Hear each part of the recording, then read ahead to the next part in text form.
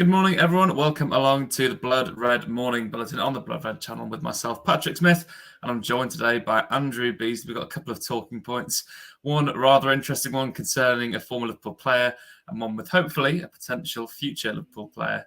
Well, Andrew, should we start then with probably the more interesting of the two? It was revealed yesterday that former Liverpool attacker Sadio Mane had an altercation or a fight, some are reporting, with former Manchester City winger Leroy Sane after Bayern Munich's defeat to Manchester City at the Etihad. Now, this does seem quite out of character, doesn't it, Andrew, for Sadio Mane? He's quite a timid, nice, for want of a better adjective, person and player when he was at Liverpool. I mean, what was your initial reaction when you heard the news?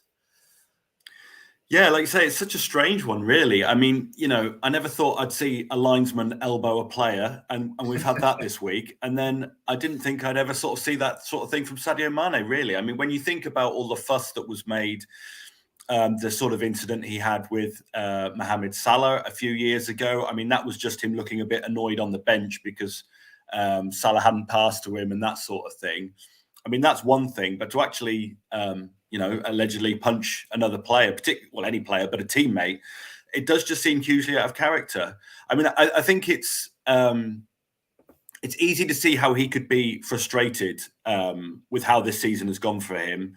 Obviously, I suspect, like a lot of the Liverpool players, the current Liverpool players who were there last season, he's probably been exhausted from the quadruple bid, both emotionally, mentally, physically, all those things.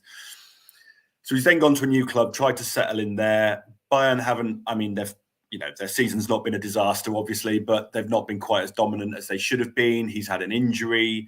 He missed the World Cup, didn't he? So I can see how he could perhaps be in a sort of bit of a low place with how this season has gone. But it still seems really unexpected. Like you say, he doesn't seem like that. He never came across as that sort of character. Obviously, we don't know what goes on in dressing rooms and stuff like that. But from what we have ever seen of Sadio Mane while he was with Liverpool, it feels hugely out of character. Yeah, I mean, it is a really, really strange one, isn't it? I mean, Bayern are training today at 12 o'clock and he's expected to apologise in front of the whole squad. I mean, there's going to be every single media outlet in Germany there, I presume, at Bayern Munich's training. But I mean, just on Sadio Mane again, Andrew, you touched on it there. It's not been quite the season from him. I mean, it's really surprising stuff. Granted, he's had these big injuries, hasn't he? Everything hasn't exactly gone to plan for him. But I mean, what's his future? Do you think his future is at Bayern Munich? Because he's still, 32, 33. He's got a couple more years left. Do you think he can still be a top European attacker, or do you think those days are potentially behind him now? No, I think he definitely can. I mean, he averaged 20 goals a season with Liverpool, and there's no reason why he can't do similar for Bayern if he stays fit for a whole season. Now, obviously, they may decide that they don't want him at the club anymore, depending on the sort of severity of the incident and stuff like that. But no, I mean, I think, I'm not saying Liverpool would be in for him, but I think if Bayern announced that he had to leave the club, I'm sure a lot of top clubs would be interested in having Sadio Mane on their books. And I don't think he's sort of finished at the top level by any means. But obviously, it is interesting now because Bayern, how much say the managers have there in the transfers, I'm not entirely sure. But obviously, it is a different manager than the one who was there when he joined. And obviously, different managers have different ideas and maybe they'll go in a different direction. Obviously, there's rumours for lots of players. There always are with the big clubs, but they're supposedly interested in Harry Kane. They're supposedly interested in Victor Osimhen. So are they going to go for somebody like that? And does that then push Mane down the pecking order? I mean, it would if they spent the money it would take to get eyes with those guys, But I suspect this is just something, heat at the moment, and it'll all blow over. And by the end of the season, we'll have all forgotten about it. It just seems sort of, it is red hot news at the moment. But I think with it seeming so out of character, I assume everyone will sort of kiss and make up and move on from there. Yeah, I think this will swiftly be left behind, won't it? I mean, my third and last question on this Mane story, you sort of touched on it. I'm being hypothetical here, of course. There is no hint that this is ever going to be a scenario. But if Sadio Mane were to become available and Liverpool were hypothetically in for him, would you snap at the chance to take him back? That is such a difficult question because I love Sadio Mane. He was so good for Liverpool throughout his time there. He sort of Liverpool had a sort of stodgy attack that first part season that Klopp was there, fairly stodgy. And him coming in for 16-17 just livened the whole thing up. Brilliant goal on his debut, and has sort of, kicked on from there and formed that relationship with Robertson once he came in, and obviously Salah, as we've touched upon. But it's not an area of the team where Liverpool really need to make any signings at the moment. I mean, you look at their, for someone who predominantly played on the left side at Liverpool, well, obviously there's Diaz, there's Jota, there's Nunez, there's Gakpo could all potentially play there. He's an option through the middle, but obviously so are the players I've just listed, probably aside from Diaz, perhaps. So they don't really need Sadio Mane. I mean, I think, it's been an easy thing to say this season, Liverpool are missing Mane because they've been struggling. And, he might reinvigorate the sort of pressing from the front and stuff like that, particularly once Firmino goes. Having somebody who knows the drill would be no bad thing. But I think it's probably time to move on from Sadio. But that's no reflection on, how he played for Liverpool. He's certainly been one of my favourite players over the last 5 or 6 years. Yeah, certainly for me. I think in my lifetime, he's probably my favourite Liverpool player I've ever seen. But I mean, it's a point you make there about, I think the attack have had that rebuild of sorts, and it would be a step backwards. I know that it'll never be a scenario that arises, but they've sort of moved on into this new generation now. And I think that's something we'll see across the midfield and defence, hopefully in the summer as well. I mean, of course, yesterday's news, we know that Jude Bellingham won't be one of those as part of the rebuild.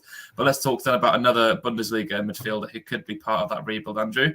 Daichi Kamada, the Japanese international from Eintracht Frankfurt, Europa League winner with them last season, a very tidy player by all accounts. Now, he's leaving them on a free transfer at the end of the summer. That's been confirmed. Do you think Liverpool should definitely be in for him?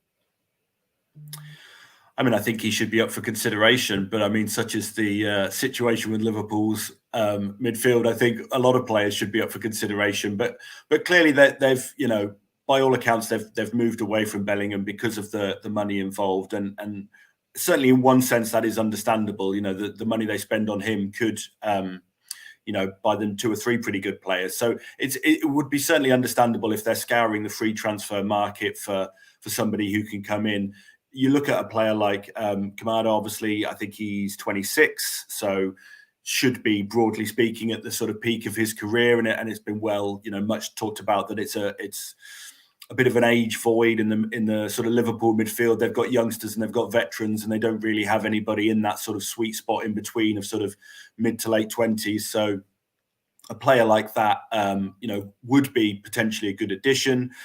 I must admit, I haven't seen a huge amount of him, but obviously, you look at his stats and stuff for this season, predominantly plays in central midfield, but he's also capable of playing on the left midfield. He's even had a couple of games as left forward.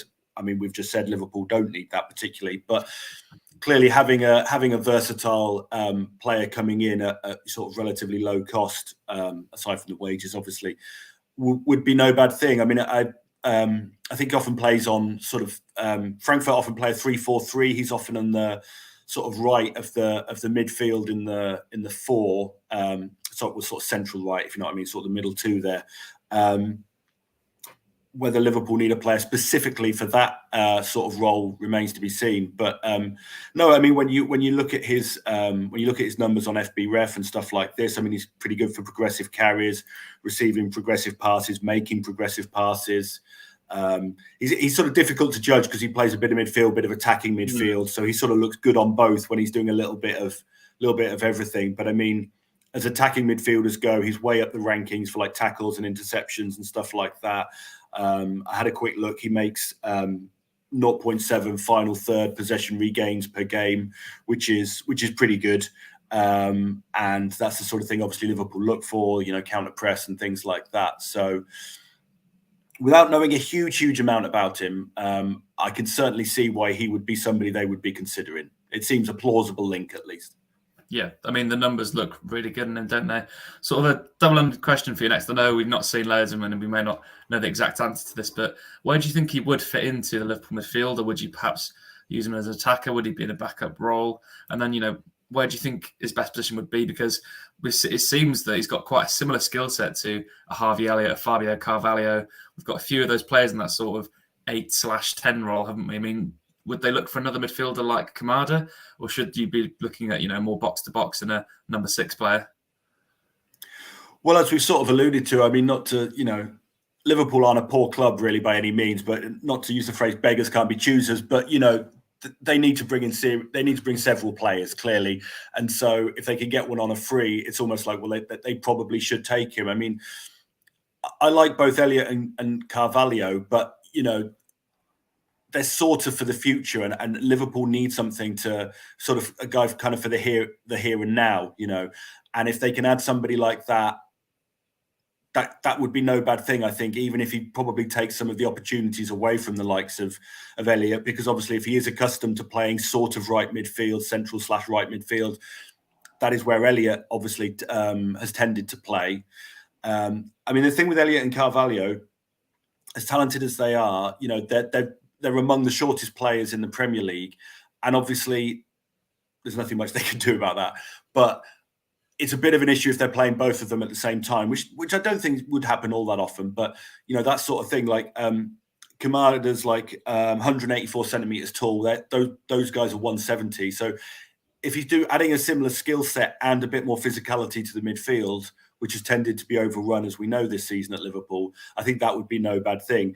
Another name that's been floated, just to mention, I mean, obviously there's countless names being floated now that the Bellingham's off the table, but it's a similar thing with what's his name? Koopmeiners, the Dutch guy. Again, he's been linked to Liverpool, and again, he shows up as very similar to Harvey Elliott. But again, he's taller. He's good in the air with the aerial duels and stuff like that.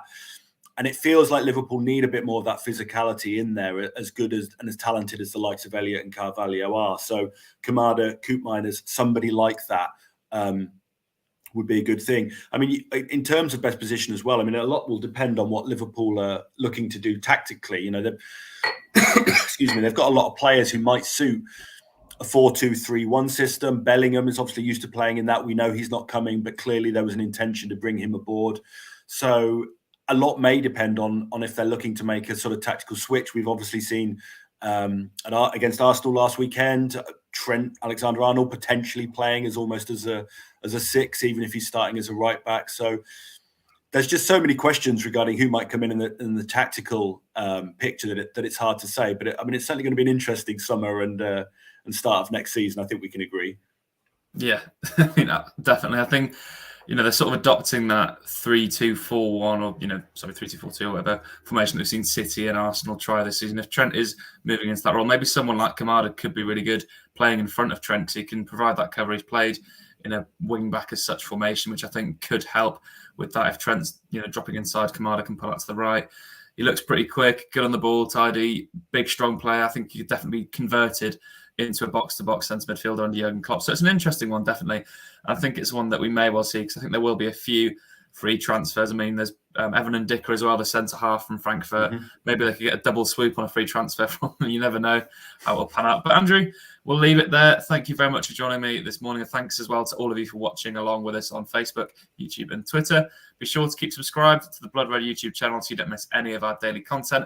And of course, keep across the Liverpool Echo and Liverpool.com sites and socials so you don't miss any of the brilliant articles such as Andrew's. But for myself, Patrick Smith and Andrew Beasley, thank you very much for joining us. We'll catch you again soon on the Morning Bulletin.